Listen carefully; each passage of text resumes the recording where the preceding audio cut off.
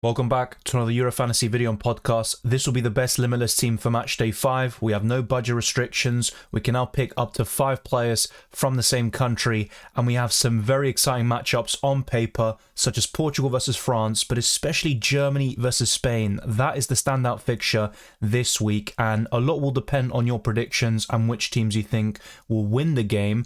And also, of course, as a result, the players will get a lot of points either in defense, midfield, or attack, and perhaps the goalkeepers as well. But with the Limitless, it's all about Matchday 5, and Matchday 6 and 7 aren't relevant at all. They will be on the wildcard though, so check out the best wildcard team video and podcast too, and also my team selection to see whether I'll be using the wildcard or free transfers, which we all get for Matchday 5. Smash the like button and subscribe for new if you enjoy the content. Let's try to get this video to the 200 likes, and let's keep on pushing towards 25,000 subscribers, which we can get by the end of the Euro tournament. But without further ado, let's jump straight into it.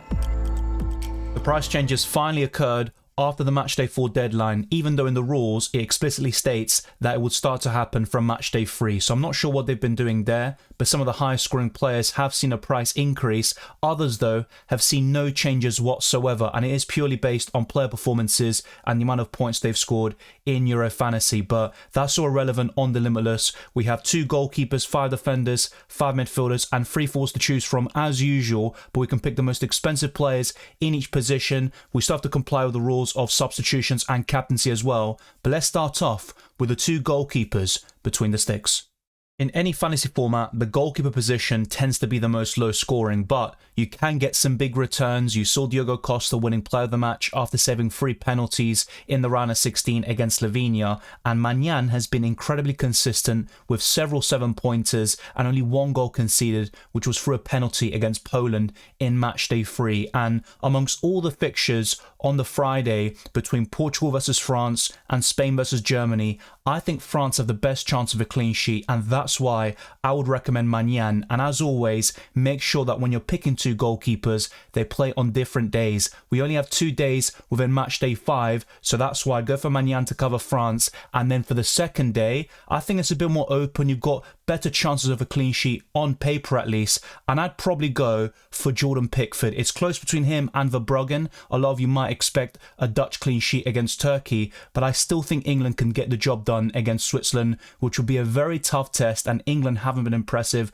whatsoever in this tournament, but their defensive numbers have been throughout, especially in the group stages. I think against Slovakia they were a bit more open, and that could be a problem going into this fixture against the best team they faced so far in Switzerland, who beat Italy 2-0 in the round of 16. But I think these 2 goalkeepers are the best in isolation. You can even double up on both countries defensively, France and England. I'd probably argue they have the best chance of a clean sheet in Matchday 5. Ball recoveries are so important in Euro Fantasy, and if you've played UCL Fantasy in the past, you will be very accustomed to this point system, and it also changes the way you view the game. You don't just go for attacking defenders, you go for these centre backs who can recover the ball very well, and the same goes for defensive midfielders, as I'll get onto in the best wildcard team video and podcast. But Antonio Rudiger is one of the best in the business in this Euros tournament, and it's quite surprising actually that in the Champions League he didn't get that many ball recoveries, and he wasn't a great asset in that fantasy format, but he is here, and I think he could easily deliver you 4 points or more, even if Spain score against Germany, which is a very likely scenario. I think both teams will score, and it could be a great game to watch. I'm hoping that's the case, because the Euros has lacked a bit of quality and also excitement at times, and I think this game could really kickstart the tournament so deep in the competition. Antonio Rudiger is definitely the best way to cover Germany defensively, with Mittelstadt now benched for David Raum, and that could be an issue going forwards into the quarterfinals as well. But the second defender I'm going to go for actually forms the first defensive double up of this video and podcast, and that's going to be John Stones. And I wouldn't even mind going for a Kyle Walker alongside John Stones, but I think a triple up in England defensively would be far too excessive. You saw how that turned out in the round of 16, but luckily the likes of Gay and Stones got ball recovery points to produce decent returns, and of course Mark Gay did get the assist, but he is now suspended for Matchday 5. So if you have Mark Gay, be sure to sell him if possible with free transfers or on the Limitless/wildcard chip as well. John Stones for me is the second best England defender on paper in terms of value, but ultimately that isn't really too relevant on the Limitless because you have no budget restrictions whatsoever. But in terms of ball recoveries, I think it's quite close between him and Kyle Walker, who has been slightly better in this tournament in terms of that metric, but I still think Stones can usurp him in the latter stages of the Euro tournament. I'd also be very interested to see your thoughts in terms of the best English defender now that Marc Guéhi is suspended. He is undoubtedly number one and leaves a gaping hole in Euro Fantasy at 4.5 million. But ultimately, I think Stones will be the next best in line, and I want to see your thoughts down the comment section below. But next up is a great chance of a clean sheet on paper on the second day of Matchday 5, and I'm going for Virgil van Dijk, who offers that security of starts. He made a few mistakes against Romania, but the Netherlands still won 3-0, and that was by far the best performance of the tournament. I think Romania started very well, and they had a very bright spell, but then the Netherlands dominated after the first 10 minutes, and they were well-deserving winners, and the likes of Cody Gakpo have really lit this tournament alight, and I think Virgil van Dijk can still be a solid, dependable option. The Netherlands actually have one of the best defences on paper with Nathan Ake, Dumfries, Van Dijk, De Vrij, even De Ligt is on the bench and he's one of the best defenders in world football. Van der Ven, who had an impressive season in the Premier League, also on the bench. So they have so many options to boast, but at times the Netherlands can be very suspect defensively. We saw that against Austria in Matchday 3 and that opponent is now eliminated. They would have faced them again in the quarterfinals, but Turkey beat them. So I think this will be an easier game for the Netherlands, but you can't discount any opposition, especially once you get to this stage of the Euros. Anyone can win, and it can be a very tough test and much more difficult than it seems on paper. But I think the Netherlands have the best chance of a clean sheet when you look at the quality of fixture, but I still think England and France have a better chance of a clean sheet because of the quality of their defences, and I still think Turkey, despite all their flaws defensively, they're causing problems to any team with their attack, with some fast transitions, good set piece play. I think they could also cause a few problems there for the Netherlands, and that's why I'm only going for Virgil van Dijk to cover the Dutch defensively. But the next defensive double up is going to be Jules Koundé, who is extremely good for ball recoveries. He won player of the match against Belgium in that 1-0 win, and you could have given it to Saliba, to Tchouaméni. I think France had a few solid performers, and they had so many shots, but only one goal, not many efforts on target, and they still haven't clicked defensively. I still like Mbappe up front, as I'll get onto very soon, but I think the main value to be had in the French national team is through their defenders, or Magnan in goal. They're creating several chances every single game, but they're not great to watch. They're not scoring enough goals, but they are keeping the clean sheets, and that's where the points are really being held in the French national team. The ball recoveries through Saliba, Jules Koundé, Upamecano, even Theo Hernandez can get you 6-7 points quite consistently. And despite facing Portugal, I think France can still keep a clean sheet in this game. I think it will be very low scoring and a tight tactical battle between Roberto Martinez and Didier Deschamps. But the last defender I'm going to go for is from one of these teams that I just mentioned, and that's going to be Pepe to cover Portugal defensively. At 41 years of age, he is still going strong. He was completely shattered against Slovenia in extra time. He had to be subbed off, but in the 90 minutes he was exceptional. He made 14 ball recoveries and delivered 10 points in Matchday 4. So I think he's the best way of covering Portugal defensively. He's also a massive differential with only 5% ownership. So I'm very happy to have Pepe myself. And this is a nice balance in the defensive line. Other options would include Kyle Walker if you want to go for 2 or 3 England defenders. And of course, that could include Jordan Pickford in goal. I also like William Saliba. But one defender that's very underrated is Akanji, who I did recommend in the round of 16 if you were to go for any Switzerland or Italy player. But you might not expect him to keep a clean sheet against England. Yeah, he could still deliver you 4 to 5 points through ball recoveries alone. So that's the defensive line, and let's now move on to the midfielders. If you're only choosing one Spanish midfielder, it's going to be very tough because even Rodri can be a good Euro fantasy option. You've got Fabian Ruiz, who for me is probably the best overall, but on a Limitless, I'd probably go for the more expensive option in Nico Williams, who is so exciting. And as a non-Williams owner, I was very worried every time Williams got on the ball against Georgia. Germany's going to be a completely different kettle of fish, but if Williams can get that final delivery right on the day, he is electrifying, he's great to watch, and he can easily get you a few assists and perhaps the odd goal here and there. I did mention before the round of 16, I was expecting Nico Williams to get his first goal contributions in the Euros or any major international tournament against Georgia, but I went for Fabian Ruiz myself. Luckily, they both got 10 points. You can go for both, especially if you're backing a Spanish win over the host Germany, but that is such a tough game to call. I think the winner of that game immediately becomes the favourite to win the competition for me. They both have the most Euros titles in history with 3, and they could easily make it 4 after this summer. But I've gone for Nico Williams. Fabian Ruiz is still a great option. I'll discuss him in the best wildcard team video and podcast. But the next midfielder is probably a bit more debatable. I don't think he's as solid as I once thought he was. He's still a good option. He's a great player on his day. But Bruno Fernandes isn't going to be the best option considering the fact he's playing against France. And if you're going for Koundé and Magnan, you're going to have a few clashes here and there with a few of these players going forwards. But Bruno Fernandes might be the least likely to get a goal or assist based on the quality of fixture.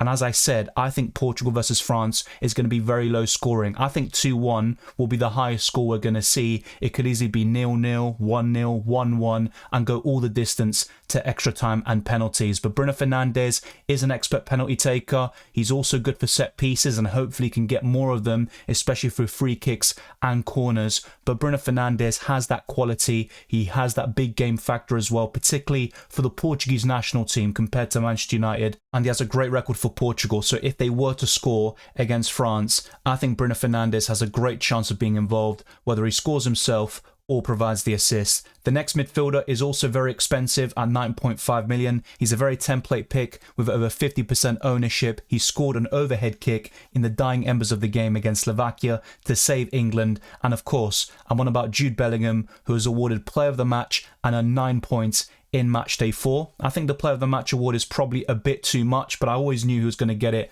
as soon as he scored that goal and England went on to win that game. But Bellingham is probably the best way of covering England offensively. It's between him and Harry Kane, but when you look at all the midfielders, Foden, Saka and Bellingham, it looks like it's going to be Bellingham's tournament. He's scoring the crucial goals, the winner against Serbia, the equaliser against Slovakia, and he could be another game changer against Switzerland. It could be another big moment from him, which really breaks the deadlock or sends England through to the Euro semi-finals. But we've got 2 midfielder slots left now, and for me, this player has been the best of the tournament overall. He plays for the host, he has scored a few goals, which is something he hasn't really done throughout his career, particularly for Germany, but he's really stepping up, delivering on the big stage, and Musiala for me is one of the best midfielders, if not the best, in the entire game right now, and I wouldn't mind captaining him on Friday for the first set of fixtures in Matchday 5, but that's such a tough game to call, like I said, between Germany versus Spain.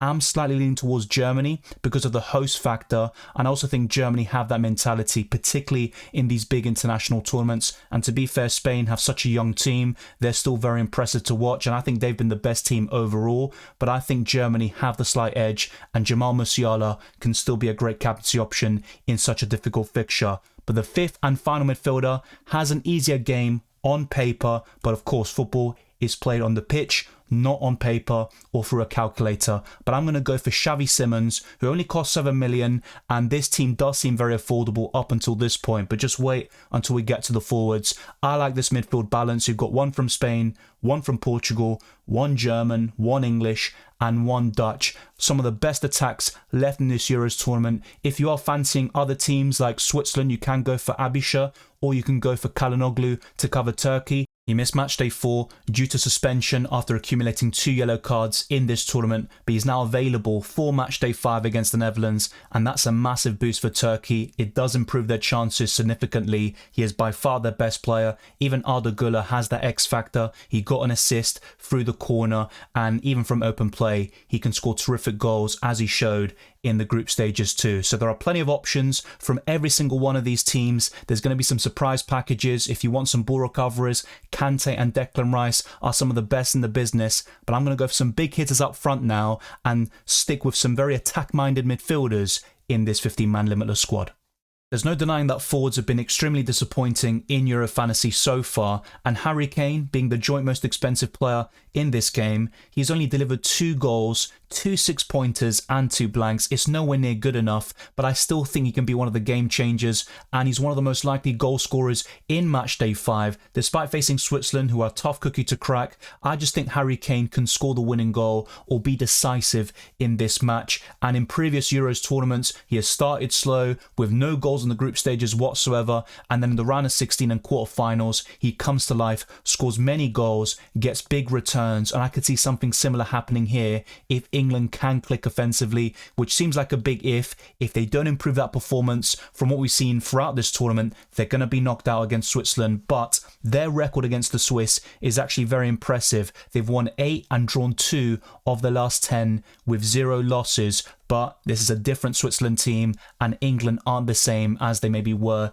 in previous international tournaments. But the second forward is another one who has been great in World Cups, but not so much at the Euros, and that's Kylian Mbappe, who has said it's extremely uncomfortable to play with the mask. Maybe that's affecting him, but even without it, he wasn't particularly great against Austria. I have to say his overall performance against Belgium was quite decent. He completed a lot of dribbles, looked threatening, but never really looked like scoring himself. I think he was more threatening in terms of the build-up play and taking the fullbacks on, and I'm hoping they can get closer to the box and deliver where it matters most, getting the goals and Euro fantasy points in the process. But Mbappe has been even worse than Harry Kane in terms of points, but of course he did miss Matchday 2 against the Netherlands, where he might have scored if he had played that game. But if buts and maybes, that is not relevant here. We want points and the best chance of scoring them, and for me, there's no one better in the forward line right now than Cody Gakpo. He is the highest scoring player in this position with 30 points,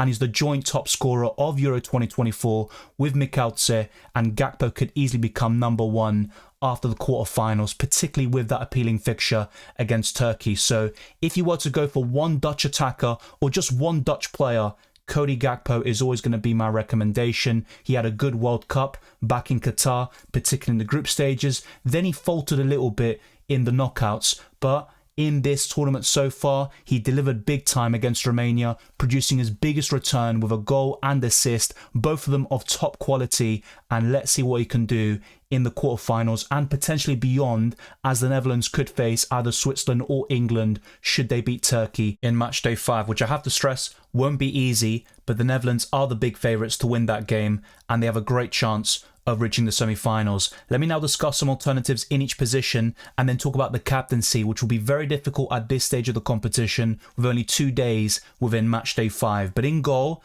I think apart from Maignan and Pickford, the next best option would be Verbruggen, and you can also consider Sommer if you're back in Switzerland to knock out England, and Gunuk made one of the best saves I've seen in a Euros tournament, so if you're back in Turkey, maybe you can go for the Turkish goalkeeper too, but I think Maignan, Pickford and Verbruggen are the 3 best options. I'd personally avoid Unai Simon or Manuel Neuer. If you want to cover Germany or Spain defensively, go for Rudiger, Cucurella and Carvajal. Those are the 3 best defenders from those countries. And speaking of which, other defenders to consider would include Nathan Ake and maybe a Denzel Dumfries. I'd also look at João Cancelo at Portugal or Nuno Mendes, but Pepe is the best way of covering Portugal defensively. You've also got Saliba, Upamecano and Theo Hernandez. Take your pick. My favourite would be Saliba, closely followed by Theo Hernandez, and Upamecano would be last in the pecking order, with Jules Koundé being the best French defender in Euro Fantasy. And from England, Kyle Walker would be the other one to go for if you don't go for John Stones, or you want a defensive double up or triple up should you go for Jordan Pickford too. And we can't forget Manuel Akanji. He's the best Switzerland defender by far, and he's probably the best option they have in any position in Euro Fantasy. In the midfield, I think Fabian Ruiz is the best midfielder that's missing from this team. You can go for him over Nico Williams, or double up on the Spanish midfield and go for him over Bruno Fernandes, or perhaps a Xavi Simons. It's completely up to you, but Fabian Ruiz is a midfielder that I can't recommend highly enough. He's having a great tournament. The overall performances are incredible, and he's even scoring and assisting assisting goals quite consistently for Spain. And you also can go for Vitinha or Bernardo Silva from Portugal. Saka and Foden are also worth considering, but I think Bellingham is a step above right now. And you've also got Declan Rice for the ball recoveries, N'Golo Kante. Those are the best midfielders in the game, alongside Abisha from Switzerland and İlkay Gündoğan from Germany. Up front, I think it's actually quite difficult to find alternatives to Kane, Mbappe and Gakpo, but Depay and Cristiano Ronaldo spring to mind, and maybe a Kai Havertz as well, who's been scoring penalties, and it's quite surprising to see him become the first choice penalty taker over İlkay Gündoğan. But Kai Havertz has only missed once in his entire career. He's very reliable from the spot for Bayer Leverkusen, Arsenal, Chelsea, and now the German national team. So that's about it. If you don't go for one of these three forwards, I think Kai Havertz will be the next best in line, closely followed by Depay and Cristiano Ronaldo. In terms of the captaincy, as I mentioned, we've only got 2 days within Matchday 5, and on Friday, the 5th of July, I would likely go for Musiala with Mbappe and perhaps a defender like Koundé being the alternatives. It all depends on your predictions, what you think is going to happen, but I think Musiala is the best captaincy option on Friday. At this moment in time, I might change my opinion by the time we get to the team selection and deadline stream, so be sure to watch them as well. On Saturday, the 6th of July, I have to say right now, looking at the form and the fixture, I think Cody Gakpo is the standout. You can go for Harry Kane or a Jude Bellingham, maybe even a defender like John Stones, but I'm going to go for Cody Gakpo, I think. He's just in terrific form. He's the joint top scorer of Euro 2024, and that fixture against Turkey is probably the most appealing of any top nation, despite the fact that the Netherlands aren't looking that consistent in Euro 2024. So that is my 15-man squad and the captaincy all covered. Musiala and Gakpo for me on each day. And one return is probably enough to stick the captaincy with Musiala. That's the way I've been going about it. He got 9 points on the first day of Matchday 4, and I stuck with him throughout the entire match day, even though a few players definitely appealed to me. But ultimately, I'm quite happy to have stuck with him. He delivered 9 points, and it was a very healthy return. Even 6 points or 7 at this stage is enough for me to not switch to captaincy, but there's always that temptation to get even more Euro fantasy points. Thank you very much for watching this video and listening to this podcast. If you enjoyed it or found it useful, then be sure to smash the like button and subscribe if you're new. Let's try to get this video to the 200 likes, and let's keep on pushing towards 25,000 subscribers and beyond. Follow me on Twitter and Instagram, DylanRCM, and check all the other links in the description below for my Patreon, the Championships Discord server, Euro Fantasy League, Draft Town, and also Spotify. Leave a 5-star review on my podcast. It goes a long way to supporting the channel. I wish you all the best of luck for Matchday 5 and the rest of the tournament, and I'll see you next time.